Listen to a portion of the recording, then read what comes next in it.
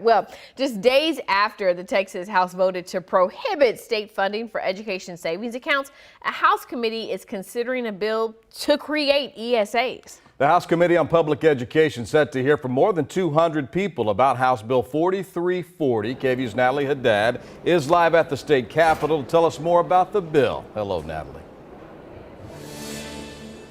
Hi, Brian. Hi, Ashley. It really feels like things are only just getting started in that House committee hearing room. Of the 200 plus people registered to testify today, we are not even a fraction of the way through, but already at times we have seen things get heated between some lawmakers, those sitting on the House Committee on Public Education, and those who came to testify. So let's talk about House Bill 4340. It's authored by Representative James Frank, and it's a proposal to use state dollars to subsidize educational costs for families looking for public education alternatives, of course, private schooling. Now, what makes this bill different from other voucher-related bills filed is that HB 4340 lists who exactly qualifies for school vouchers and separates them into tiers, and we'll get into that in a moment. Now, House Bill 4340 also calls for more than $10,000 per voucher versus $8,000 like the Senate bills and other bills have asked for.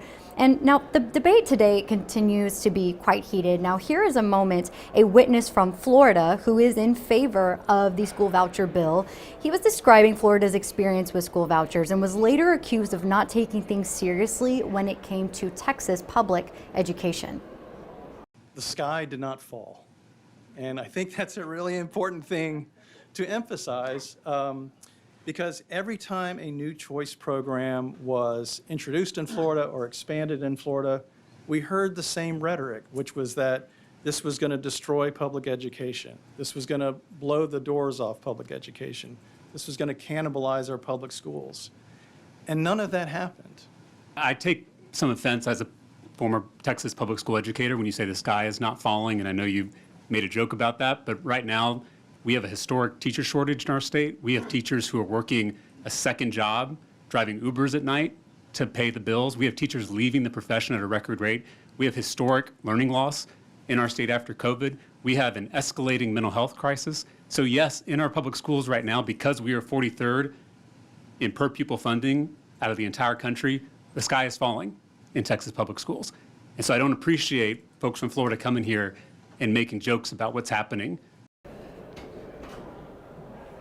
Now, for what makes House Bill 4340 different, this would prioritize families who qualify for vouchers, families and students rather, who qualify for vouchers into 4 tiers based on income. Now, the first priority group are students who qualify for price-reduced meals. That would also include families making up to $55,000 a year. The second priority group includes families whose income is double that, and the students who qualify for price-reduced meals. The third tier is for special needs students who do not qualify in the first 2 tiers.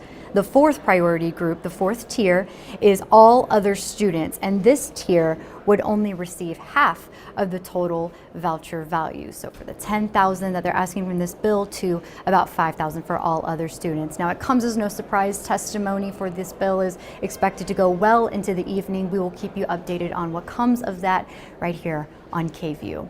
For now, I'll send it back to you, Ashley and Brian. Natalie Haddad live for us at the Capitol. Thank you, Natalie.